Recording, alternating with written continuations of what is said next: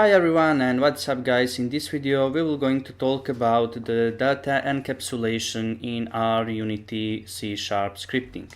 So for that we are going to Visual Studio, and in the programming there is a lot of definitions of data encapsulation. So I will try to more simplify this lesson and important branch in programming. So therefore encapsulation in C# is like a holding or hiding private variables in a particular script. So here it is told to hold private variables out every other script, like that. But that is not all about the data encapsulation.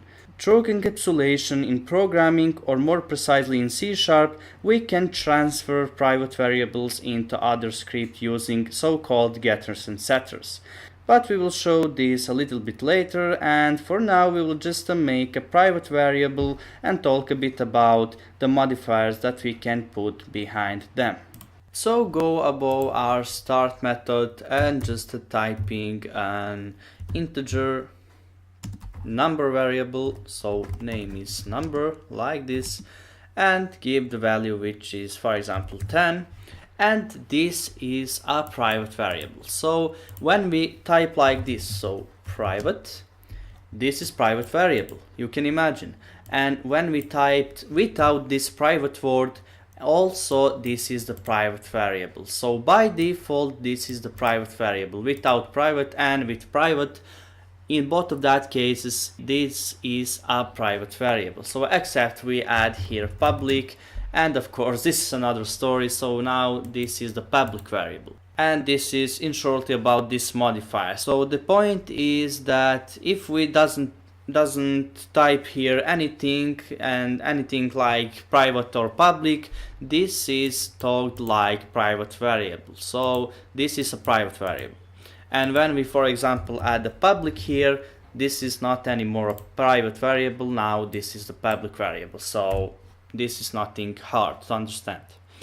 And what we can do with this, and I made a mistake here, so there we not need to give the value of our number variable, because we are going to another class later on and we will change this variable value in this another class. So for now we just need to call the getters and setters. In order to, with getters and setters help, we can transfer the private variable into another class.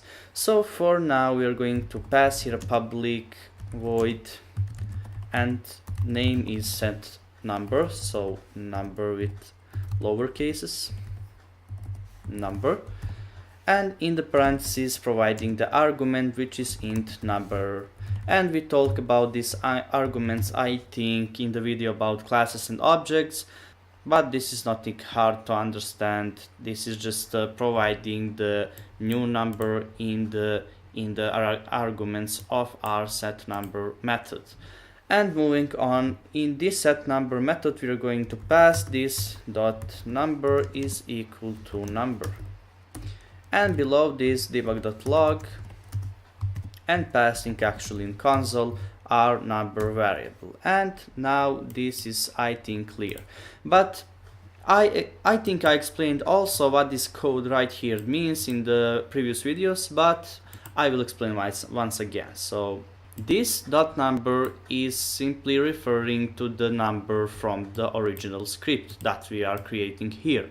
So, and this without this word is actually referring to this number from the arguments. So this is whole philosophy. This dot number referring to this number when we are creating on the beginning of the script, and this number without this word is just a number from the arguments, and this is whole philosophy. And debug.log simply call and print in console this number value which we are going to pass and provide in another class.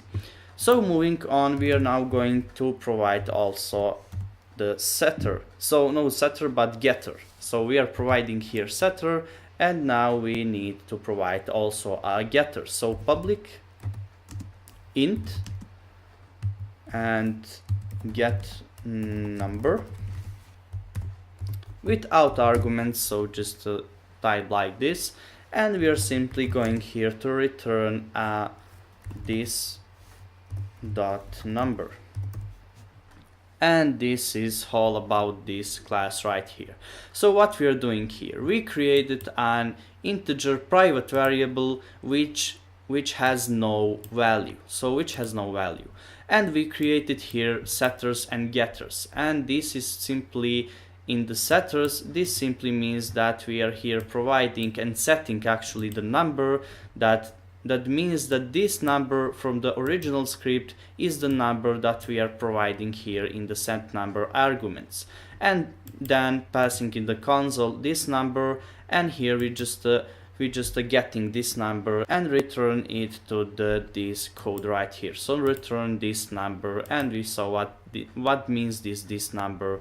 So this is this number right here, and go now to the another class, and in the start method what we are going to pass, well, we are going to pass here my first script, which is going to have a name script, so just a my script, is equal to game object dot find the game object, which has the name game object. So simply has the name game object, find me this game object, and simply here dot get component from this game object to the my first script. And don't worry, I will explain once again what we are doing here. So we are simply here creating a reference of my first script, so of this script. We're creating his reference, so we create his reference and passing this reference in this my script variable name. And then we want to find the game object which has the name game object, and if you don't know, this is this game object right here. So we are going to the Unity engine, and this game object, this is this game object. So he has these components and has the name just the game object. So this is not very hard to understand. And we want to find this game object and get the components from our first script to this game object. So this is that.